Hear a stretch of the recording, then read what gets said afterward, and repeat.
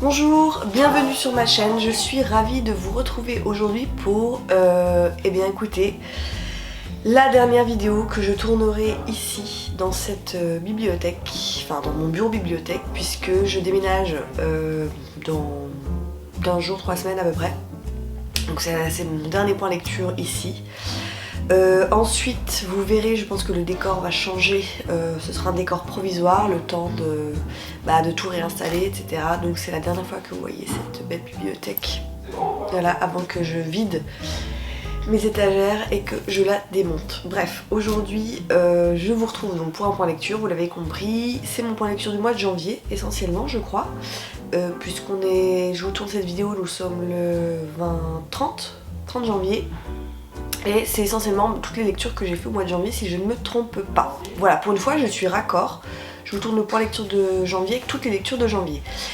Et bah écoutez, j'ai fait 1, 2, 3, 4, 5, 6 lectures. J'ai fait 6 lectures donc j'ai pas fait non plus un score énorme. Mais vous verrez il y a vraiment de grosses pavasses dans le lot. Et j'ai surtout vraiment que du bon. Alors je vous préviens, j'ai pratiquement que du thriller et de la fantasy. Voilà, j'ai pas de contemporain, quoique si j'en ai un qui pourrait rentrer dans la catégorie, mais tous les livres dont je vais vous parler aujourd'hui, je peux vraiment clairement vous les conseiller. Écoutez, je vais commencer avec un petit thriller. Donc je vais vous présenter Le voleur d'âme de Jean Dardy, c'est publié chez Inceptio. Et ce fut ma première lecture du mois de janvier, je crois que je l'ai commencé le 31 décembre et j'ai dû la terminer, vous voyez je l'ai lu à cheval, j'ai dû la terminer le 1er ou le 2 janvier, quelque chose comme ça. Donc thriller de chez Inceptio qui m'a beaucoup plu. Nous sommes en Bourgogne, alors dans une ville qui s'appelle Nuit-Montrachet, qui n'existe pas mais qui est inspirée d'une véritable ville. Et en fait on va s'apercevoir que des gamines sont enlevées, disparaissent. Alors d'abord on ne retrouve pas le corps, disparaissent sans laisser de traces, donc des gamines qui ont dans les 10-11 ans. Et puis en fait les disparitions d'enfants vont se succéder, alors dans le temps en fait, au début ça va prendre, entre chaque disparition d'enfants il y aura peut-être 1-2 ans qui vont s'écouler, et puis au fur et à mesure du temps les disparitions vont se faire de plus en plus rapprochées, de plus en plus inquiétantes, jusqu'au jour où un chasseur braconneur va découvrir le corps d'une des fillettes qui a été enlevée. Et en fait les gendarmes piétinent complètement sur cette affaire et on va faire appel à la louve. Alors attendez, son nom je m'en souviens plus parce que comme j'ai lu il y a un moment je me rappelle plus de son nom et de son prénom. Bref, elle est surnommée la louve, ah oui, Stéphanie de Rochelle alias la louve, qui elle officie dans une unité qui s'appelle l'OSRMD. C'est une unité spéciale qui a été créée par la police où en gros ils ont tous les droits, tous les passe-droits, pour aller beaucoup plus vite et pour enquêter notamment dans ce genre de disparition. Et quand elle va arriver, donc d'abord c'est une femme, elle débarque au sein de la gendarmerie, c'est une femme qui a un passé assez douloureux lié à sa fille, et en fait elle va enquêter. Alors c'est un roman qui fait à peu près, presque 400 pages. Les 100 premières pages, j'étais pas hyper emballée parce qu'on est centré sur... en fait, on est centré sur la disparition des enfants, on a les chapitres qui alternent entre la détresse des parents, l'enquête des gendarmes et le tueur en fait. Le tueur on lui donne plus ou moins la parole même si on ne sait pas qui c'est, on sait qu'à la fin. Donc les 100 premières pages j'étais pas hyper accrochée et en fait à partir du moment où le personnage de la louve débarque, je trouve que ça devient très très intéressant. C'est un thriller qui est assez efficace, ça marche bien. Comme je vous le dis, j'ai beaucoup aimé le personnage de Stéphanie de Rochelle, je l'ai trouvé très intéressant. Alors le seul truc, moi, que je reprocherais au livre, c'est la fin, en fait, qui m'a pas hyper convaincue parce que à la fin on a l'identité du tueur, etc. Mais vous savez, c'est à la manière des séries américaines où le tueur il passe à table, quoi. Il raconte tout, en fait. Il raconte tout, pourquoi, machin. Voilà, ça je suis pas hyper fan de ces fins-là. Pour d'autres ça plaira, ça passera. Moi c'est vraiment, voilà, je suis tatillonne là-dessus. Mais franchement je vous recommande, allez vous faire un tour sur le site Inceptio parce qu'ils proposent, je trouve, des choses très intéressantes. Donc ils éditent surtout de la fantasy, de la science-fiction et du thriller. Et je trouve que c'est très intéressant. Voilà, et ça change un peu de ce que j'ai pu lire. Ensuite je vais vous présenter, je vais rester dans les petits polar bien efficace. Je vais vous présenter De l'or et des larmes de Isabelle Villain, c'est aux éditions Tornada. Donc je remercie les éditions Tornada qui m'ont envoyé ce bouquin, qui est un tout petit polar thriller, on va dire, qui fait même pas 300 pages, ouais, il fait 250 pages. Écoutez, je l'ai lu, je crois que je l'ai bouffé en 3 jours, ça se lit super vite. Je découvre la plume d'Isabelle Villain, ce n'est pas son premier roman, ce n'est pas son premier thriller, je crois que c'est son 4 ou son 5e roman. Et bah elle écrit bien, c'est une écriture hyper efficace, sans chichi, elle va droit au but, mais alors ça marche bien, en tout cas pour moi ça l'a fait et c'était pas gagné parce qu'elle nous propose une enquête dans le milieu de la gymnastique sportive de haut niveau. Donc on va suivre au départ, comment il s'appelle, Jean-Luc Provost, qui est l'entraîneur de l'équipe gymnastique et son but c'est de ramener au JO de Pékin, je crois. Il me semble que c'est ça qu'on parle des JO de Pékin. Hein. Bref, de ramener 4 ou 5 médailles. Donc c'est un super entraîneur. Vous savez, il fait beaucoup penser, je pense qu'elle s'en est inspirée pour écrire à l'entraîneur de Laure Manodou. Je me souviens plus de son nom, vous allez retrouver. Le blond, là, décoloré. Donc les gamins, à l'âge de 11-12 ans, ils sont repérés, il les met dans son centre, ils sont presque coupés de leur famille et ils ne vivent, ce sont des enfants qui ne vivent que pour, il faut se le dire, pour passer 30 secondes, 40 secondes, 60 secondes et ils jouent pratiquement toute leur carrière sur 60 secondes pour décrocher une médaille. Donc c'est vraiment un univers très particulier. Et un soir, ce Jean-Luc Provost va prendre sa voiture. Il va avoir un accident, il va mourir et on s'aperçoit que en fait ce n'était pas un accident, les freins de sa voiture ont été désabotés. Donc en fait c'est un assassinat, c'est un meurtre. Donc très vite on va faire appel à l'équipe de Rebecca. Donc là encore alors c'est pas la première enquête de Rebecca, moi je la découvre ici mais ça ne me gêne pas du tout pour lire ce livre. Donc une équipe de flics de l'Afrique, donc la criminelle qui va se charger forcément d'enquêter. Et donc, bien sûr, on va fouiller dans le passé de Jean-Luc Provost, on s'aperçoit très vite qu'il a une maîtresse. Est-ce que c'est la maîtresse qui a voulu se venger? Est-ce que c'est sa femme? Bon, il se passe des tas de choses, elle brouille assez bien les pistes.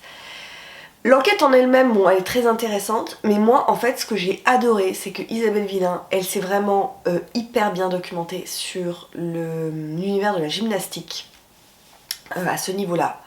Elle s'est inspirée de faits qui se sont réellement déroulés, notamment aux États-Unis. Elle nous retrace en fait des choses, mais sur la vie de ces sportifs. Mais c'est glaçant, c'est avec des abus sexuels, franchement, elle a vraiment fait un travail d'investigation très très poussé et c'est hyper intéressant. J'ai appris plein de trucs et je vous dis c'était vraiment pas gagné parce que moi, franchement, l'univers de la gymnastique c'est pas du tout mon truc. C'était pas gagné du tout et en fait c'est très très très intéressant au-delà de l'intrigue policière. Après ça reste une intrigue policière, j'ai envie de dire classique, il n'y a pas de révélation de fou, mais je trouve que la manière dont c'est mené et la manière dont elle explore cet univers en fait des sportifs de haut niveau, c'était vraiment hyper intéressant. Donc encore une fois je vous le conseille. Et en plus ce sont des livres qui coûtent 9,90€, donc vous passez un bon moment, ils coûtent pas cher et j'ai trouvé que la plume d'Isabelle Villain était vraiment très convaincante. Ensuite, je vais rester par thème, hein, je vais rester encore dans l'univers policier en vous présentant Une offrande à la tempête de Dolores Redondo, c'est aux éditions Folio. Attention, c'est un 3e tome, il s'agit du 3e et dernier tome de la trilogie du Bastan, je pense que l'on prononce comme ça, vous le savez, j'ai lu le 1er et le 2e tome que j'ai adoré. Simplement, lisez cette trilogie, commencez par le premier qui s'appelle Le Gardien Invisible. Nous sommes au Pays Basque espagnol et on suit Amaya Salazar qui est inspectrice donc dans ce côté-là de l'Espagne. Les intrigues, je trouve, sont très très chouettes, très bien élaborées. Ce que j'adore, c'est que Dolores Redondo nous plonge dans l'univers des légendes, des mythes basque, donc côté espagnol. Elle s'y connaît vraiment bien, franchement c'est vraiment bien, juste pour l'ambiance. C'est une ambiance où on est dans cette vallée, dans cette montagne noire, encaissée, il pleut, il neige, il fait froid. Vous avez toute cette chape qui a été par la religion en fait la religion catholique a fusionné avec les mythes ancestraux, la mythologie. On est parfois à la limite, parfois à la limite du surnaturel, du fantastique. Mais tout ça, c'est baigné vraiment dans ces mythes, dans le folklore basque. Franchement, c'est génial. Moi, j'adore le personnage d'Amaya Salazar. Lisez le premier, lisez le deuxième, lisez le troisième. Par contre, ne vous dites pas, je vais commencer par celui-ci. C'est pas possible parce que vous allez être projeté. Parce qu'il y a l'intrigue policière à chaque fois qu'il change. Mais en filigrane derrière, vous avez la vie d'Amaya Salazar. Donc si vous commencez par celui-ci, vous allez perdre en fait toute la saveur qui est liée à la vie d'Amaya Salazar. Dans celui-ci, simplement, je vous en dirai pas plus, mais on est... Alors, c'est pas très gai, on est face à des enfants qui se sont retrouvés, en gros, la mort subite du nourrisson. Voilà. Est-ce que ces enfants meurent véritablement, subitement, dans leur sommeil, ou est-ce qu'on les tue? On est, vous voyez, dans ce thème-là.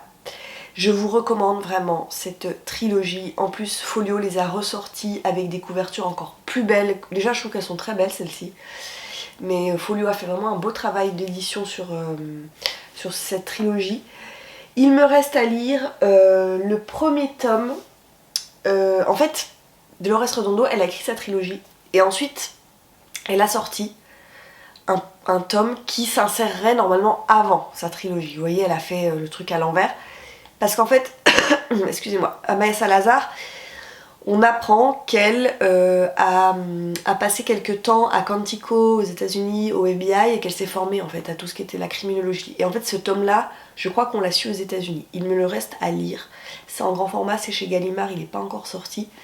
Mais je pense que je le sortirai très prochainement. Ça me permettra de rester un peu dans cet univers. Et je vous recommande vraiment cette trilogie incroyable. Je change, on va être plutôt dans du roman noir, on va dire, roman noir contemporain. On quitte un peu le thriller. Je vous présente American Rust de Philippe Meyer aux éditions Albin Michel. C'est un livre que j'ai adoré. Je vais éternuer. Je suis désolée, je suis hyper enrhumée, excusez-moi. Franchement, mon fils m'a filé son... Il était très enrhumé la semaine dernière, il m'a filé sa crève et voilà. Ça tourne, voilà. Enfin, si vous n'êtes papa ou maman, vous savez comment ça se passe. Donc je vous disais, c'est un roman qui a été adapté à l'écran il n'y a pas très longtemps, je crois que c'est sur Canal+, une série. Et ils l'ont ressorti en fait, Albin Michel, parce que c'est un livre que vous pouvez trouver en poche. Dans mes souvenirs, c'est chez Folio. Et en fait, il a été ressorti chez Albin Michel avec une nouvelle traduction. Alors, nous sommes en Pennsylvanie. On suit Isaac qui a 19 ans, je crois, 20 ans. Et en fait, Isaac vit avec son père. Son père est handicapé. Son père a travaillé toute sa vie. Alors en Pennsylvanie, autant vous dire que c'était une région très industrialisée des États-Unis. Beaucoup d'usines, beaucoup de charbon, vous voyez ce genre de métallurgie, etc. Et tout a fermé, en fait, dans les années 90. Tout a fermé. Donc les gens se sont retrouvés au chômage. Donc on est avec une population hyper pauvre, hyper défavorisée. Et au départ, nous suivons donc Isaac, il a 20 ans, il vit avec son père, sa mère s'est suicidée, sa sœur qui était brillante s'est tirée, elle fait des études de droit. Lui vit avec son père handicapé suite à un accident dans son usine, vraiment très très handicapé, lourdement handicapé. Et Isaac n'a qu'une idée en tête, c'est de se tirer, il a 20 ans, de cette vallée et d'aller en Californie, donc à Berkeley, c'est une prestigieuse université, parce qu'en fait Isaac est très très intelligent, il est passionné de physique-chimie, je pense même qu'il a une certaine forme d'autisme Asperger dans ce que nous raconte l'auteur, ça me fait penser beaucoup à ça. Bref, et un jour il pique les économies de son père, il prend son sac à dos et il décide de traverser tous les États-Unis. Sur son chemin, il rencontre Billy, c'est son meilleur ami. Billy, lui, il est un petit peu plus âgé, il a 21, 22 ans. C'est une ancienne star de l'équipe de foot, donc football américain du lycée. Et en fait, Billy aurait pu, grâce à une bourse, parce qu'il était très doué, faire des études à l'université, sauf qu'il y a renoncé. Et Billy, en gros, il vivote. Il vit avec sa mère dans un bungalow, il n'y a pas de père, il fait des petits boulots, enfin bref, c'est vraiment la misère. Donc Billy dit à Isaac, bah ouais, on y va, allez, partons ensemble. Sauf que leur périple va s'arrêter très rapidement, puisque alors qu'ils sont en train de camper, débarquent des SDF, il va s'en suivre une bagarre et un des SDF va être tué par Isaac. Je vous apprends rien, c'est vraiment dans les 50 premières pages et c'est marqué derrière. Et donc on va avoir d'un côté Isaac qui lui va fuir, clairement, et on a de l'autre côté Billy qui lui va assumer ses responsabilités et prendre entre guillemets la place d'Isaac. Bon, c'est un peu plus complexe que ça, je pense que vous le comprenez. C'est un livre qui a plusieurs dimensions. C'est d'abord un livre, je pense, qui met au cœur de l'intrigue cette Amérique complètement désertifiée, où on ne trouve que des gens qui avaient tout misé sur les usines se sont tirées, qui se retrouvent au chômage, qui vivent dans des caravanes, dans des bungalows. Vous voyez vraiment, c'est le mauvais côté de l'Amérique, avec des gens qui survivent en buvant, en se droguant. C'est vraiment crasseux, c'est vraiment le côté de l'Amérique qui fait froid dans le dos.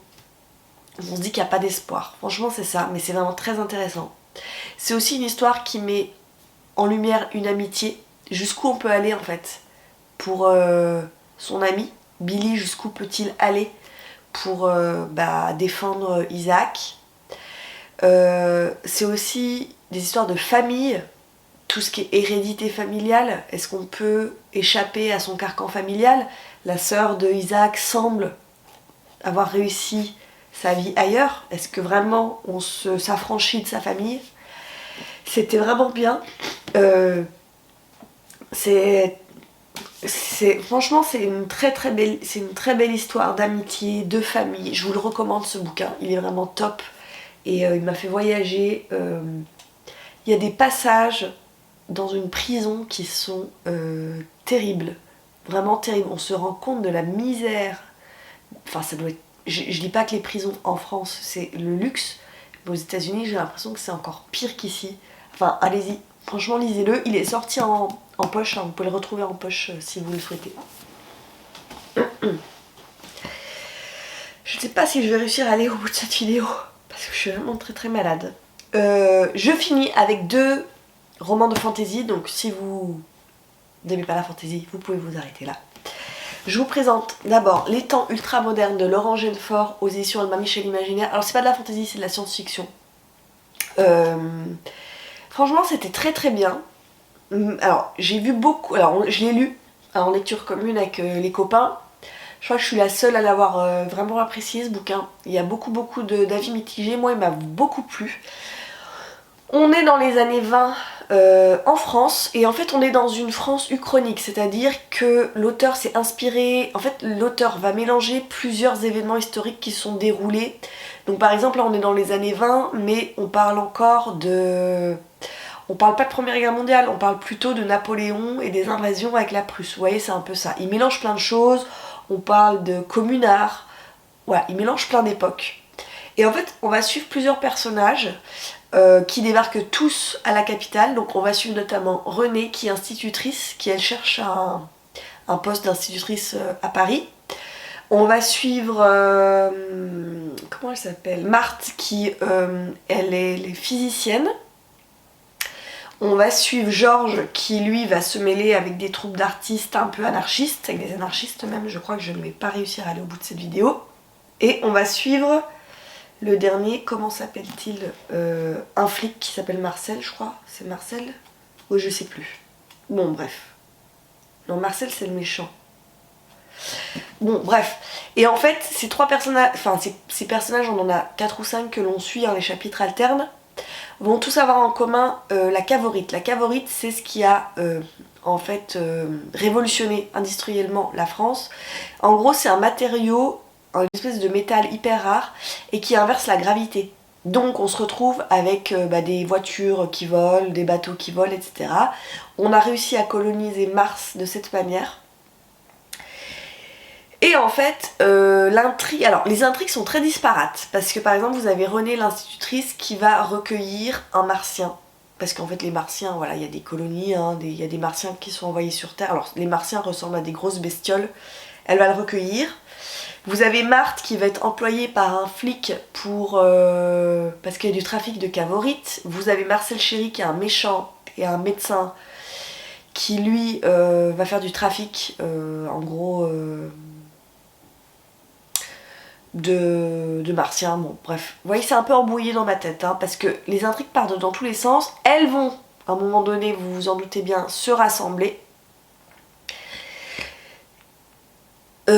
C'est compliqué, je m'aperçois que c'est très compliqué de vous résumer ce bouquin.